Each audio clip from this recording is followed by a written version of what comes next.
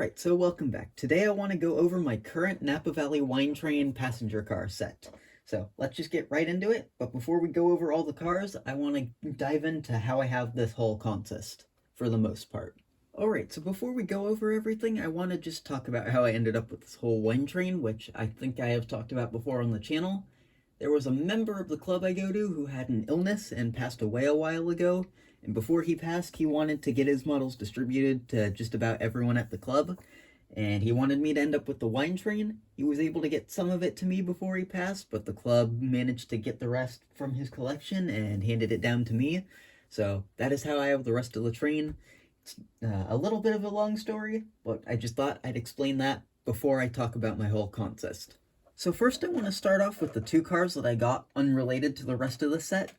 So this is a wine train diner. This is the Silverado Trail. And then this is a coach. This is the Millet. I'm probably pronouncing these wrong. I bought these along with an observation car from a friend at the train club I go to for $40 for the pair, which seemed like a pretty good price. And for wine train cars, I'm pretty happy with it. These cars do have a few flaws. If you look really closely, these cars are actually really faded in terms of paint. They're missing some of their greenish, goldish tinge, and they've got quite yellowed windows. The same is true for this car. I did replace the windows on this side, but yeah, it's still quite dull. So eventually, once I get more paint thinner, I am thinking I want to go over these cars with like a pretty clear film and just recoat the outsides of these things with a little bit of a green gold tinge, just to see if it helps make these cars pop anymore. So now I'll go on to the train that I got basically as an entire set. Alright, so I want to start with the freight cars. There's two of them. First off, I want to start with this boxcar. This was one of the first cars I was given, and it's just a simple wine train boxcar. Theirs is actually in a different livery, and I want to get the correct livery, but for now, it works. It's a boxcar. It'll do what I want it to do, and it goes pretty well with the train. And the 302 number, if you've seen this on some models, is actually just the number that the guy who used to own these put on all his cars. So I have a lot of rolling stock that says 302 on it, and if you were wondering, that is why. The next piece of rolling stock I have for this train is this Athearn Napa Valley Wine Train tank car, which they do not actually have a tank car. This was a fictional thing that Athearn themselves made up, but it's also a pretty decent car. There's nothing much to note about it. I don't actually know of a good way to change up these couplers because I'd like to replace the, I think, Easy Mates with actual Katie's.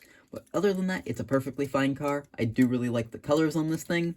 So I will put this back, and we'll go on to the coaches. And I think I'm just going to go over all the coaches in the box and then open up one of the individual types. An observation, a diner, and a coach. So now I'll go through the 5 passenger cars I got as a complete set.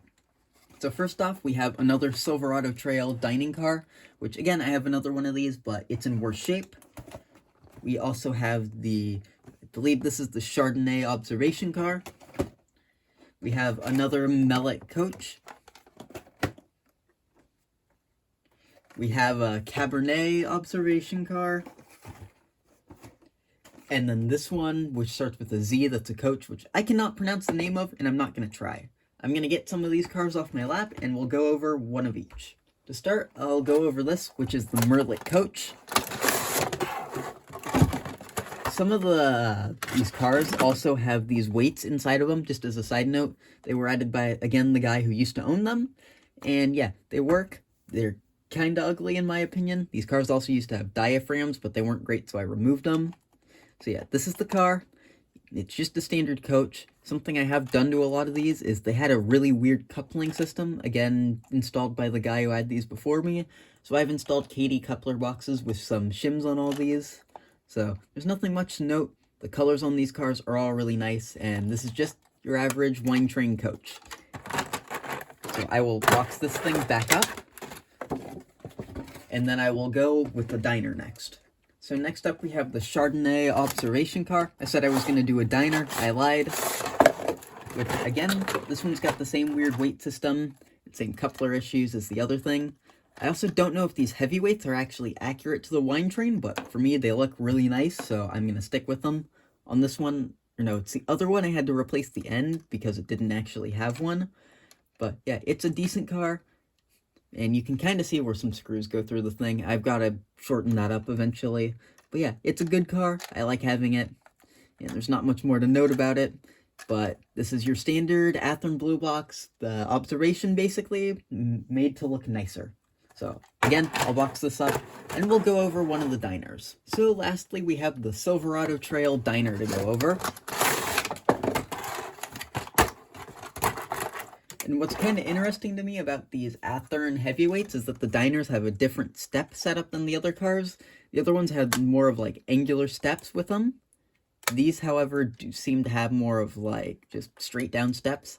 There's also a weight loose inside of this car that I need to fix, but again, this is just your basic run-of-the-mill Athearn Blue Box heavyweight with some nice paint on it. So I'll fix the weight, get this thing boxed up, and then we'll go on to the locomotives. Alright, so lastly, these are the locomotives, and this is just a minor complaint of mine. I sort of wish Athearn would have put these in 2 separate boxes, because this is kind of absurd and annoying to transport and deal with. And of note, one of these is a dummy, as you can clearly tell. I'll move the box out of the way, and just a really key note is that the Wine Train never actually had F7s. Athearn made them as sort of a fantasy thing because they didn't have FPAs. Rapido in the past did make Wine Train FPAs, but they are stupid hard to find. So eventually, I would like to get a pair, but for now, these will work. It's better than having no Wine Train engines at all. So yeah, they're decent engines. This one's had a light installed. I also had to replace the coupler on the back of these because they have the same weird archaic coupling system. They've got really decent weight to them. At least this one does. This one's a dummy and it rolls perfectly fine. And I don't really have many complaints about these things. They're basically blue boxes, again with much nicer paint, which a lot of the older Athearn Ready to Roll is. So now I will get this whole consist cleaned up, packed up, and we'll go take it to the club I'm a part of and run it on the branch line.